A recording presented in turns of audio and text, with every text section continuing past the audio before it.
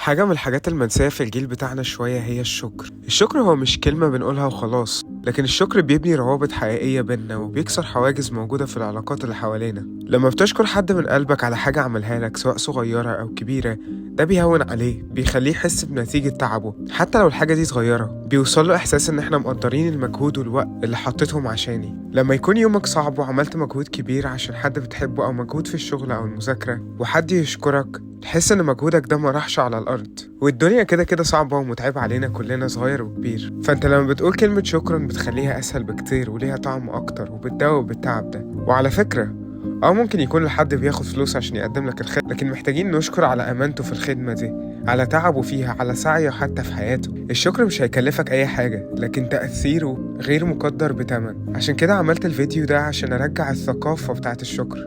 وعايزك تبعت الفيديو ده لناس انت فعلا حابب تشكرهم، سواء اهلك، صحابك، مدرسينك، ناس بقالك كتير ما كلمتهمش، ناس عملوا لك حتى لو حاجة صغيرة قوي وانت محتاج تشكرهم. تعالوا نرجع الثقافة دي ونزرعها من تاني وسطنا. انا راني، وده الفيديو التامن اللي بشارككم فيه في رحلة وانا ببني فيها المشروع بتاعي، وبشارك اخطاء ودروس اتعلمتها وبتعلمها في الرحلة دي معاكم.